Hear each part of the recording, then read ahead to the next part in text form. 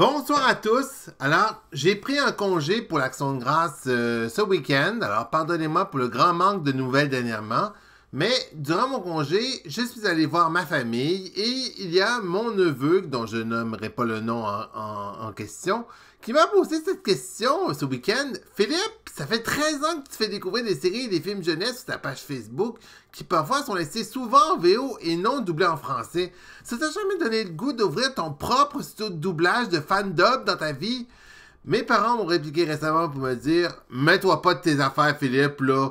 C'est pas tes oignons, Philippe. Ne dis plus rien à propos de ce sujet-là. » Alors, évidemment, je suis entièrement d'accord avec ça. Mais j'ai envie de répondre à cette question-là depuis que mon neveu a posé cette question-là ce week-end.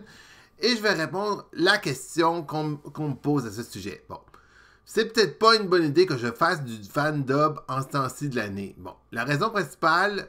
Le fan-dub en VFQ est mal reçu au Québec, contrairement à ce qui se fait en France ou en Belgique.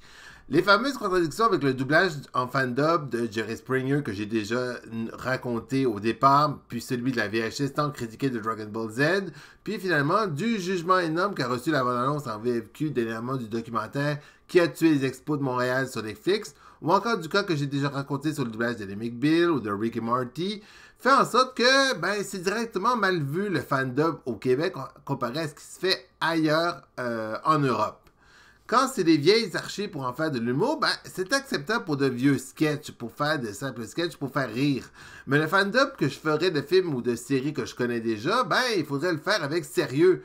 Et à part moi, je n'ai que 4 personnes à côté de moi et la plupart, c'est tous des hommes. On n'a pas vraiment de personnages féminins qui voudraient faire du fan-dub avec nous autres. Donc, je deviendrais en quelque sorte la tête de tuque dans le milieu du doublage québécois et en quelque sorte, ce doublage-là que j'aurais fait, directement, tout le monde va en faire des blagues à ce sujet-là, puis ça va devenir un sujet de discussion qui va évidemment être moqué, notamment par des comédiens, par des gens qui vont faire des vidéos pour dire « Ce doublage est pourri, n'allez pas le voir, c'est de la merde et tout ça. » Donc, je veux pas être mêlé dans une contradiction par rapport à du public qui se moquerait de moi concernant que je fais du mauvais travail concernant ce sujet-là.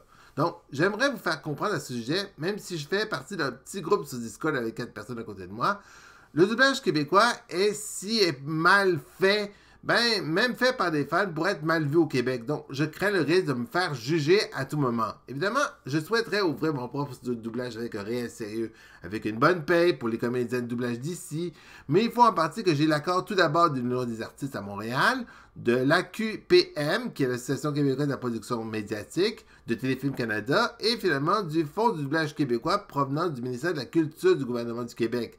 Sans tout cela, mon projet serait donc impossible d'ouvrir un vrai studio de doublage au Québec. Et étant tout seul dans le bateau, je suis pas sûr de partir un véritable studio de doublage au Québec en faisant du fandom dans la condition qu'on connaît aujourd'hui.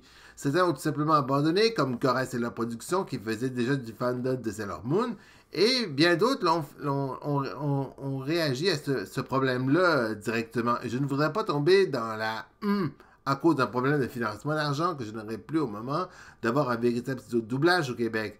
Donc voilà, je ne pense pas pour le moment faire du fan-dub à cause de toute la controverse que l'on connaît aujourd'hui.